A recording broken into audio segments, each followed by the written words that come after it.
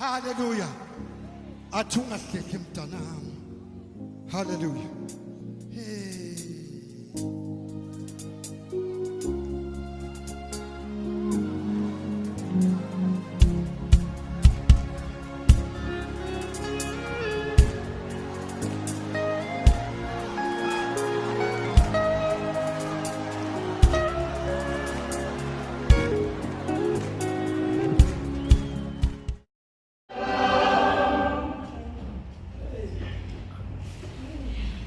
Genesis ligama lesiGrike. Yes. Elithetha ukuqala. Lencwadi sifunde kuyo incwadi yesiqalo sendalo. Esibini incwadi sifunde kuyo incwadi yesiqalo sendalo esilungileyo. Ewe mhlambi kwi-New Testament ibekwe ngokwesibini. Kodwa incwadi yokuqala yokubhalwa kwi-New Testament. Njengoba indima othethayo yona intshumayelo le kulanye incwadi yesibini intshumayelo kaPetros, kodwa isiba eli lokubhala lisiba likaJohn Mark. Ebalisi ngehambo nezenzo zikaKristu, kodwa ubhala phansi ebhala ngogama wakhe uYohane ongumzala kaYesu, uzalwa nguZakariya noElizabeth. Umshiya uYesu nge6 months lonke. Kodwa isimanga ngapha kuye emdala njalo. Le verse esifundile uthi uyeza onamandla kunami.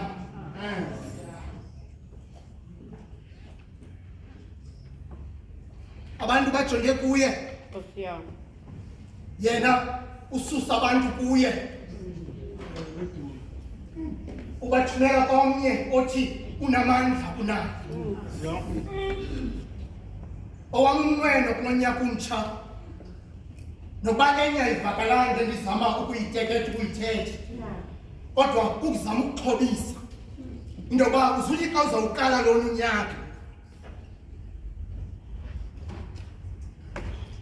ungayiqali ngojonga esipilini ngokwenkangeleko yakho,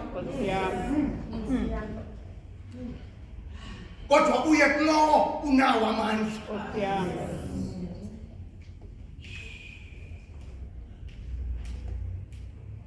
Ndijonge indidi endinqwenela ukuzama ukucacisa le nto ndiyithethayo ngazo. Ithi translation ye-Good News, lowo uzayo emva kwam mkhulu kunami. Ithi enye inguqulelo ye-International Standard Version, lo uzayo emva kwam womelele kunami.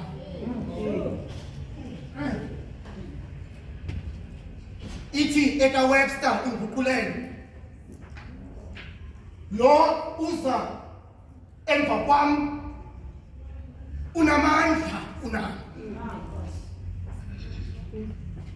Enye ithi mkhulu kunami, enye ithi womelele kunami, enye ithi unamandla kunami.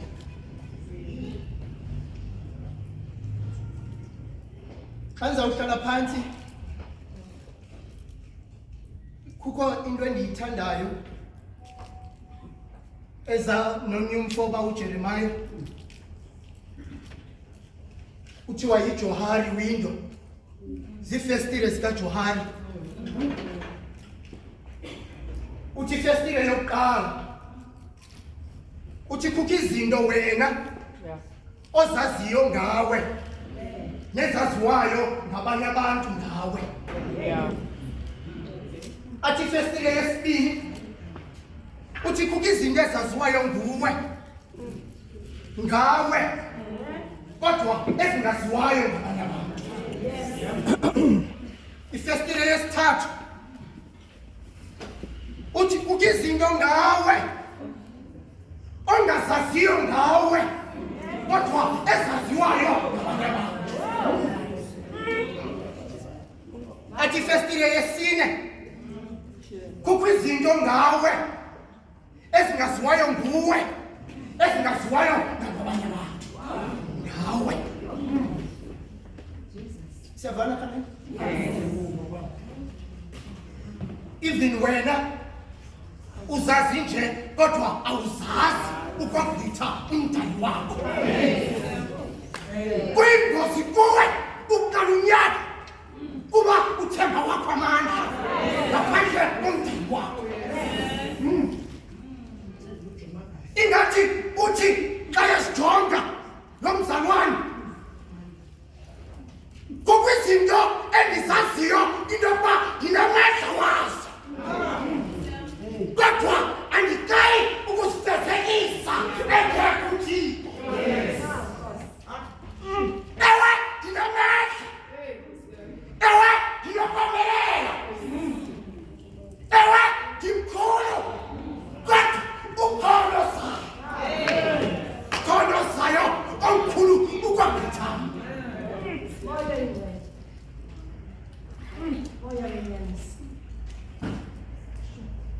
uThuli Kwaleni ndizawuhlala phansi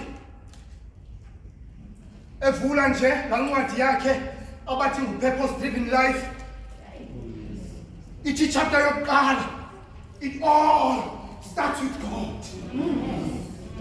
Uthi uba awufuni iphosa indlela zonke izinto ziqala kuThixo ngoba ungu-Alpha ungu-Omega, usisiqalo usisiphelo.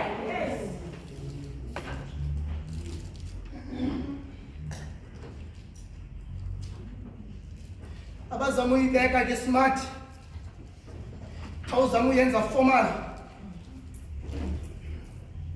uthi yonke into iqala kuThixo. Izifundiswa zithi isiseko sayo yonke into silele kuThixo kodwa it all starts with God. Xa ndizawuhlala phansi both iTestament endala neTestament entsha nakweli xesha thina siphilayo apha sibona ipattern inye into yokuba abantu xa bezibona bebakhulu babujongile ubukhulu babo. Anindiva khamente? Abantu abakhulu xa bezazi babakhulu babugadile ubukhulu babo ukuze umuntu angalahlekani nobukhulu babo. Njalo mandize nokungqina kamandi le nto ewe iphuma emlonyeni wam kodwa nguMoses oyibhalile incwadi yokuqala.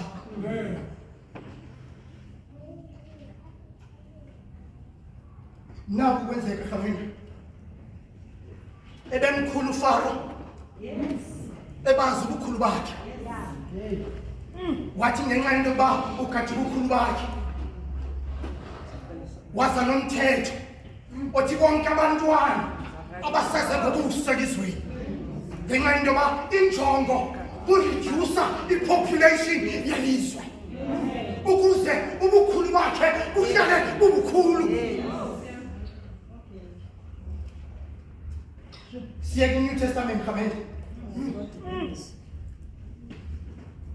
akasekho uFaro kodwa ngoku kukho uHerod. Same strategy. Uyazazi uba mkhulu kodwa ugade ubukhulu bakhe ufuneka aqinisekise into yokuba ipopulation ayikhuli ngoba ukukhula kwayo kuphumukwa kobukhulu bayo. Naye same strategy. Bonke abantwana abaningi abasaze uso elizweni kodwa ngiyayithanda yakhe approach ngoba ebesazi ufaro nenkohlakalo kodwa yena utsho uyenza inkohlakalo enonqume ebusweni uthi kwaba bantu babekhangela uYesu uthi senimqalele ngabufumana ukuze nami ngikwazi ukumnqula kanti akathethi lokho abantu abakhulu abagathi ubukhulu babo. Fast forward to 2019 kiluthini ngoku it may be a myth kodwa si strategy sokuthi population strategy sokuthi population ayibona ingulazi ayisebenzanga uthiwa ngoku masizame i-COVID-19 strategy ulungisiwe order strategy sozama ukukhulu ngizawuhlala phansi kodwa ndiza nokungqina into yokuba obuthethwa nguJobi athi uJobi xa ethetha nguThixo olawula ubomi bomntu ngamnye ubomi bethu busesandleni sakhe. Yacaca le nto ngalanyaka lekhapuli yaba bantu bathandanayo babili ngoba ndikwazi uthetha ngeGenesis kodwa ndingazi nomphana nentsusa ukuze uwabona amandla nobungangamela bukaThixo. Iqala ikhapuli ethandanayo igama nguJokobhethi noAbraham. Very beautiful couple. Banomntana oyintombazana omnye nguMariya igama owesibini Aaron esingathi noko seyithe qhaqa ebudaleni. Ufika lo mthetho kaFaro umama epregnant ngumntana wesithathu.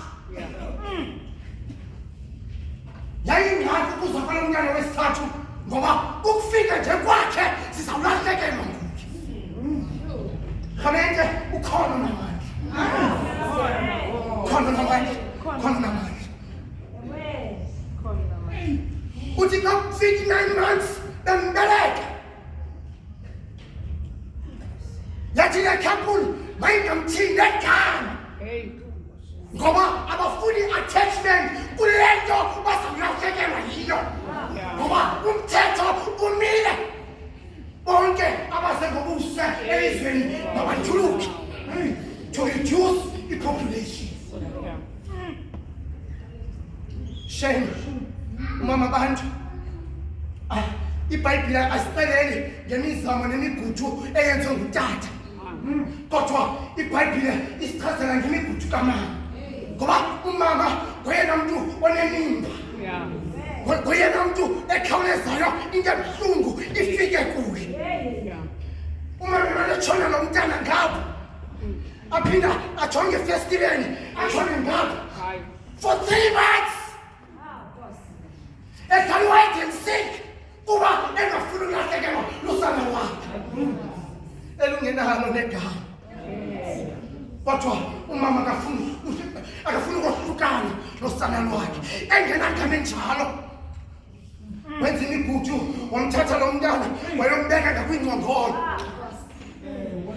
udubo umflathela lina egoduka ngoba akakwazi ukumelana nenhlungu yolahlekelwa umntana bemthwala for 9 months. Kanti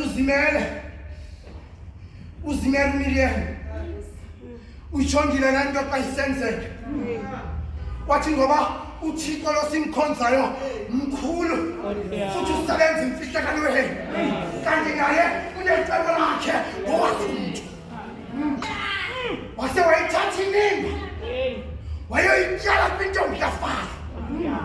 Yathi xa isiva isikhala washukuma ngaphakathi kuye wathi makekeke asondele wathi xa ikeke sondela walibona usana wasikwa inimba walithanda usana wathi olu noba bangabulawa abanye kodwa akasubhubha. This one is for keeps. Sabone kaThixo. Alpha Omega. Siqalo nesiphelo. Akhona efihlakeleyo kuThixo wethu. Wathi xa emthatha emphakamisa. Wavela uMiriam. Wathi xa esithi ewe lo mntana sohlukile ngobuhlanga kodwa ndizamgcina lo mntana. Uthi usista kaMoses kuye ukhona umuntu endimaziyo naye ngumHebhere onomthatha lo mntana amncancise.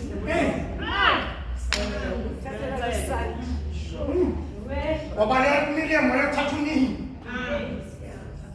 into yokuba lo mntana athi nokuba uzawuthi igama elitsha into yokuba ungumkhono emanzini kodwa lona ibele likanile.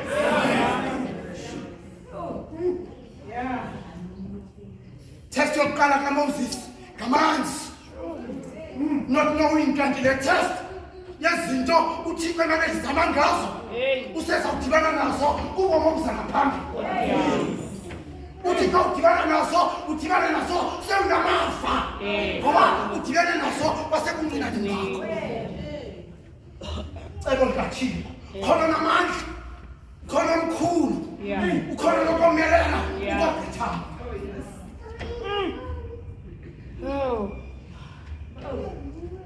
Athi uMadiba xa ehlekisa abantu, if he did it to him, why can't he did it to you? Xa uThixo ekwazi ukwenza imimangaliso emikhulu ngobomi babanye abantu, obeke laphi na wena? Siyayithathile uThixo phakathi kwabanye abantu wazokubeka kulona unyaka. Ichame lingafunyenanga nabanye abantu kodwa wathi uThixo kuwe nale ngethuba. Nale ngethuba. Awenzakalise ukuza kwakho kwenkonzo. Ngoba isiqalo esingena Thixo asiyosiqalo leso. Ewe mhlawumbe singaqala kakuhle xa sisuka kodwa kube nzima ufika ngefinish line. It all starts with God. Sekuthi sekukuhle kukubi nikhumbule kwincwadi yokuqala into yokuba kuthini ukhanya kulungile. Akho nto ehlala umphele kwasa zonke ezi zinto zasisebenziselana. Ewe kungamnyama ngoku kodwa uyeza ukusa. Enkosi. If you say you back up and try again.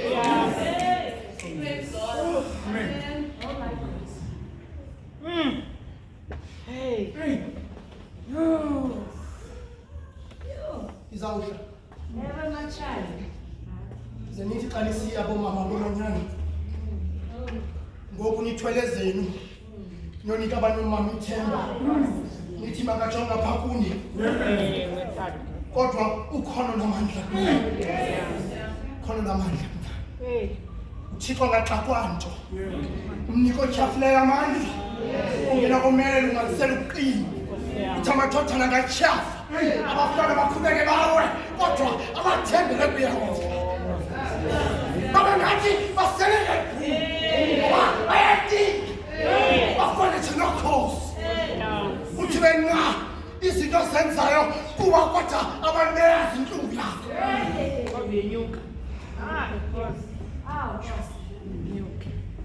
Don't fail yourself. Ukufail yourself yakho uzokufela uThixo. Itestimony yakho kwabantu abakude nofefe likaThixo. Awasanele namazwi. Ngeke khona azanandisele. Kodwa nazi into yokuba uThixo oqalayo, uThixo ogqibayo, akanawuxakwa zizinto eseziphakathini.